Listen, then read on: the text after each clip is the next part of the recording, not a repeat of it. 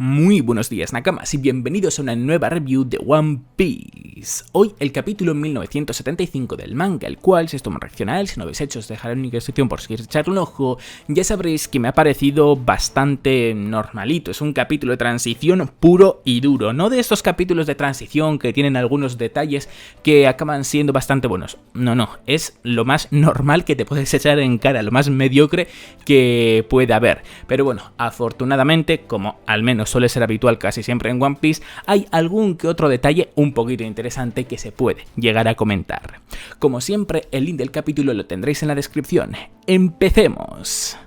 El capítulo titulado Juego Mortal en el piso del laboratorio comienza con Shaka muy preocupado por Pitágoras al no ser capaz de contactar con él tras la explosión que se ha dado en la zona en la que se encontraba, preguntándose mientras tanto si acaso la explosión ha sido un accidente, añadiendo que de igual manera espera que no se haya visto involucrado y que se encuentre bien, lo que intenta comprobar ordenando a uno de los caracoles que funcionan como cámaras de vigilancia que eche un vistazo por los alrededores, cuando de repente una sombra salta sobre la cámara haciéndola explotar inmediatamente, logrando así que Shaka deje de tener imágenes de la zona en la que Pitágoras se encontraba y confirmar que un enemigo está infiltrado en el laboratorio. Tras ver a Luffy comenzar a dirigirse hacia la habitación en la que Shaka se encuentra al haber dejado de escuchar las voces de sus aliados por el auricular que Punk 01 le había prestado, Oda nos mantiene en el edificio del centro del laboratorio, es decir, en el edificio A, pero nos mueve a dos diferentes plantas, primero a la tercera donde el grupo de Nami, Brook y Edison se encuentran y segundo a la segunda planta donde el grupo de Robin, Chopper y Atlas se encuentran, estando ambos grupos llevando a cabo su misión de hallar el cuerpo principal de Vegapunk, encontrándose los dos grupos mientras tanto cosas muy interesantes. El de Nami, diamantes sintéticos que evidentemente vuelven loca a la navegante estando deseosa de llevárselos consigo, y el de Chopper, organoides, es decir, órganos creados en laboratorios, lo que a Chopper también le vuelve loco al considerarlos un enorme avance en el campo de la medicina. Mientras vemos a estos dos grupos seguir llevando a cabo su tarea, Oda nos hace regresar con Luffy, quien muy preocupado le informa a Shaka que ha dejado de escuchar a todos los aliados por el auricular pero que jura por su vida que él no lo ha roto, creyéndole totalmente Shaka al ya saber cuál es el problema que se está dando, y es que todas las cámaras de vigilancia, lo que parece ser que también permitía que escuchasen a sus aliados y que por lo tanto se pudiesen poner en contacto con ellos, están cayendo una a una, no llegando a comprender muy bien el porqué el capitán de los Mugiwaras, hasta que Shaka le dice que la única razón que puede haber para que esto se esté dando es que haya alguien infiltrado en el laboratorio, lo que sorprende bastante y preocupa un poco a Luffy. Con este misterio entre las manos y tras mostrarnos al grupo de Stussy, Sanji y Jinbe en la segunda planta del edificio de la derecha, es decir, en el edificio B, buscando a Vegapunk mientras el cocinero intenta ligar con el clon de Miss Bakin y Jinbe comenta que están en la zona de desarrollo de armas así que deberían de tener cuidado, Oda nos mueve a la tercera planta del edificio de la izquierda, es decir, el edificio C, donde el grupo de Usopp, Franky, York y Lilith están haciendo exactamente lo mismo que el resto de los grupos, buscar el estela de Vegapunk, cuando de repente llegan a una zona con una humareda enorme a su alrededor como si una explosión se hubiese dado, llamándoles aún más la atención el cuerpo robótico sin cabeza y tumbado en el suelo como si estuviese muerto que tienen delante, dándose cuenta todos ellos que ese cuerpo es el de Pitágoras, lo que lleva a que se preocupen muchísimo. Preocupación que se transforma en sorpresa cuando la cabeza de Pitágoras aparece como si fuese un pequeño cuerpo, pasando a preguntarle al grupo de 4 qué narices ha pasado,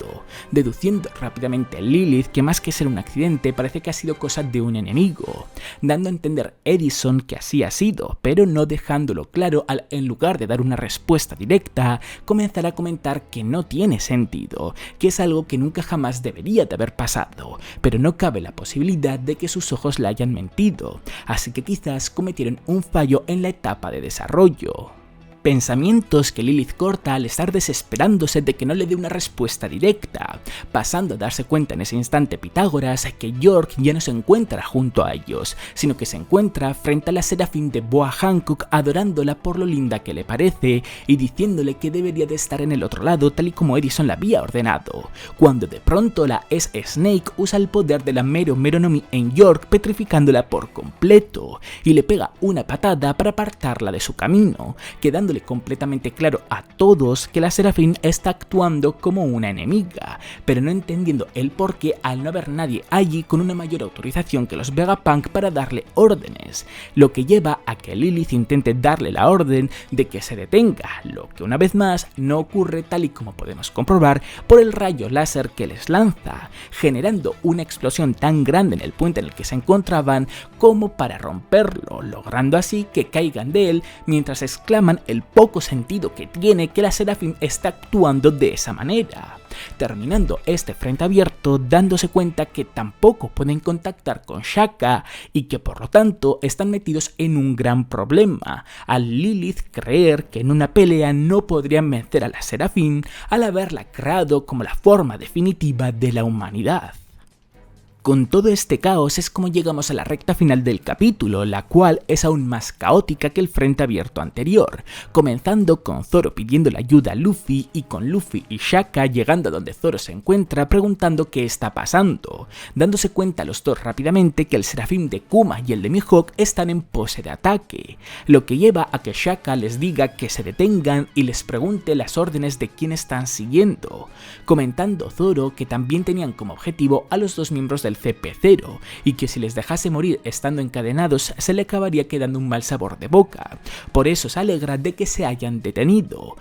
O eso es lo que podía parecer tras la orden de Shaka, pero demostrando que no ha sido efectiva, es como atacan los Seraphim, el de Kuma con un rayo láser y el de Mihawk con un ataque cortante, ataque combinado que Luffy y Zoro logran esquivar mientras a su vez salvan los cuerpos de Lucci y Kaku y a Shaka, pasando a comentar este último que si no están siguiendo sus órdenes eso debería de significar que ha sido el Vegapunk original el que se las ha dado, lo que sumado a que si desde el principio estaba planeado cortarles las comunicaciones y dejarles encerrados en la barrera, significa que hay alguien que les quiere matar. Momento en el que tanto Kaku como Lucci se despiertan maldiciendo a los Seraphim y proponiéndoles a Luffy y a Zoro que les desencadenen y durante un breve momento formen una alianza, y con Luffy y Zoro poniendo una cara de desagrado total y negándose a esa idea, es como acaba el capítulo. Vaya final de capítulo tan curioso y tan gracioso, la verdad, puesto que lo típico en este tipo de situaciones es que los protagonistas sí que acepten a esos antiguos rivales o directos enemigos como nuevos aliados, pero que Oda haya dado ese pequeño giro, la verdad es que me ha gustado bastante, al menos de momento, porque en verdad creo que en un futuro sí que va a haber un momento en el que Lucci y Kaku van a pelear en el mismo bando que Luffy y Zoro. De momento me gustaría que no fuese así porque preferiría ver un enfrentamiento de Luffy y Zoro contra estos Seraphim para así ver cuál es el nivel real de fuerza de los Seraphim, si son tan fuertes como lo están pintando los Vegapunk o si pese a que sí que lo sean, Luffy y Zoro estén por encima de ellos. Luffy al menos confío en que sí que lo esté porque joder, si no es que los Seraphim básicamente están al nivel de un Yonko, lo que me parecería una auténtica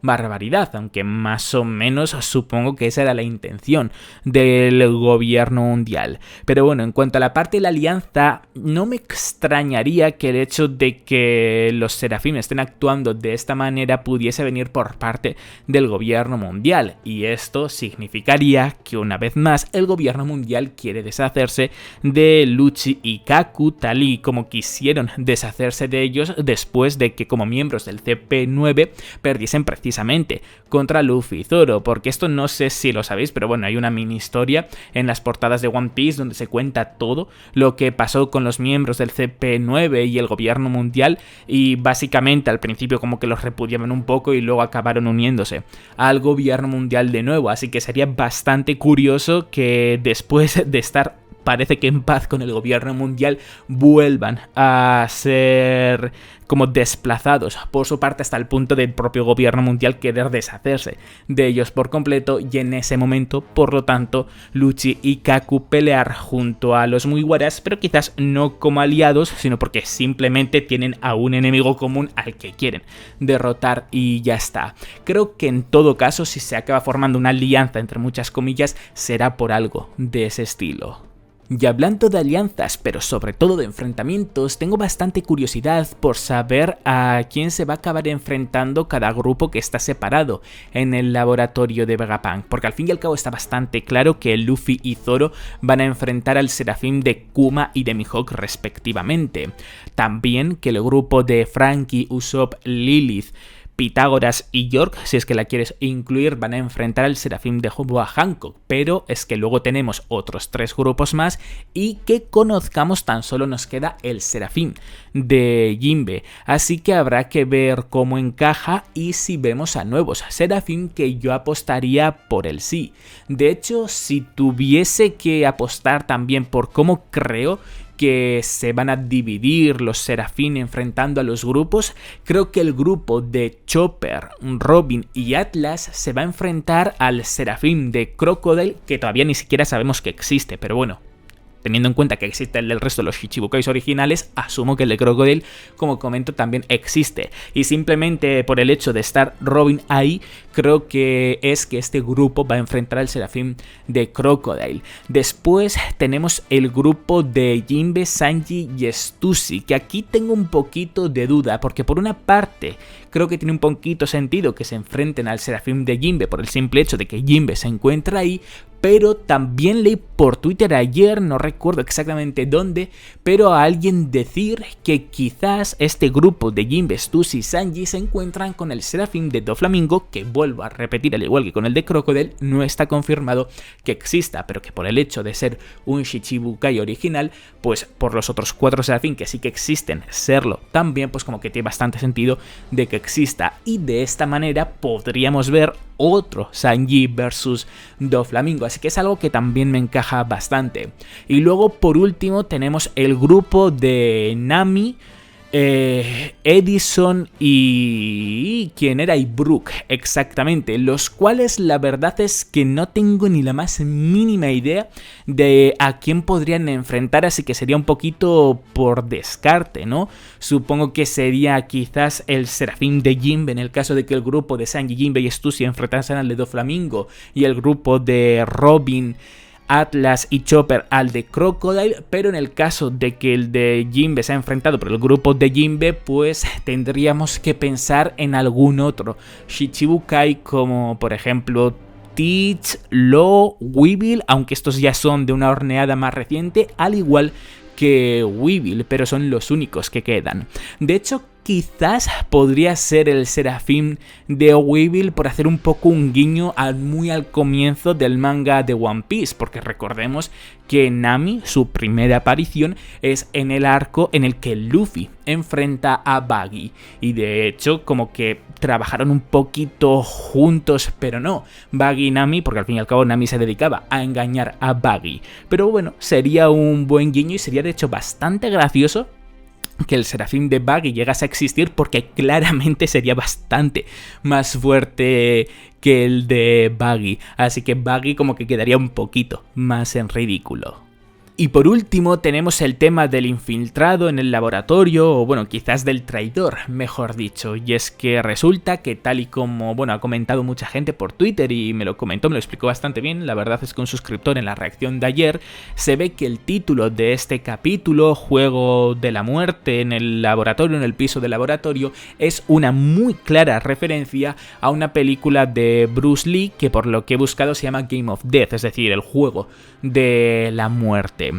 Y en esa película se ve que buscan a un viejo desaparecido y se encuentran como a varios enemigos. Pues bueno, al final resulta que el enemigo final, el villano final, era el viejo desaparecido. Y hasta ahora el argumento está encajando bastante a lo que estamos viendo en Egghead. Por lo tanto, si Oda siguiese a rajatabla lo ocurrido en esta película, significaría que Vegapunk está siendo el malvado de este arco, probablemente porque tenga las intenciones de entregar al gobierno mundial a todos los Mugiwaras a cambio de su seguridad, a cambio de que no lo maten. Pero sinceramente Si tanta gente se ha dado cuenta de esta referencia, creo que claramente Oda se lo ha hecho queriendo. Vaya, se estaba dando cuenta que la gente lo iba a entender. Además, si nos fijamos también en el final de este capítulo, el propio Shaka dice que el único que ha podido dar la orden a los Seraphim es el propio Vegapunk, el cuerpo original de Vegapunk. Entonces, si fuese ese el caso, significaría que Shaka ya nos ha dado la respuesta en este capítulo. Y sinceramente no creo que sea el caso. Creo que Oda nos está intentando baitear y que sí que ha sido Vegapunk el que ha dado, bueno, sí que ha sido el cuerpo de Vegapunk el que ha dado la orden, pero que no ha sido el Vegapunk original como tal, ni tampoco ninguno de sus satélites, sino que tal y como leí en varias teorías, creo que fue también la reacción de ayer, Caribou, al ser capaz de absorber el cuerpo de alguien, quizás, no sé, a través de su despertar, sea capaz de adoptar la apariencia de la persona que ha tragado o que se ha metido en su estómago. Así que al tener su apariencia, quizás de esa manera es que ha conseguido darle órdenes a los Seraphim y por eso están atacando a los Mugiwaras, a los satélites de Vegapunk e incluso a los miembros del CP0. Pero bueno, si no es esto, supongo que entonces el tipo del Gorosei ha conseguido colarse, supongo que gracias a la ayuda de Kizaru por el poder de su Akuma no Mi, la velocidad de la luz o lo que sea, y esté escondido dando vueltas por ahí, ambos ordenando a los Seraphim. No sé, esto último me resultaría un poquito extraño porque entiendo que Kizaru y este tipo del Gorosei deberían de ser lo suficientemente fuertes como para no tener que estar haciendo estas cosas por detrás, sino que simplemente aparecer ahí y hacer las cosas de manera más directa. Así que yo por lo que más apuesto es por la teoría de Caribou, aunque me parezca un poco loco y quizás incluso infundado el hecho de que sea capaz de transformarse en alguien que absorbe. Pues hasta aquí el vídeo, Nakamas. Como siempre, agradeceré muchísimo que es un buen me gusta, que apoyéis a tope el vídeo si os ha gustado. Recordad que en la descripción tenéis tanto mi Twitter en el que os informo casi al instante cualquier noticia importante de One Piece y de cuándo son los capítulos del manga en español y en inglés de manera oficial, como los twitters y los Twitters de quienes colorean las imágenes del manga para que vosotros también podáis tenerlas. Y ya por último, agradeceré muchísimo que os suscribáis para muchos más vídeos de One Piece. ¡Hasta la próxima!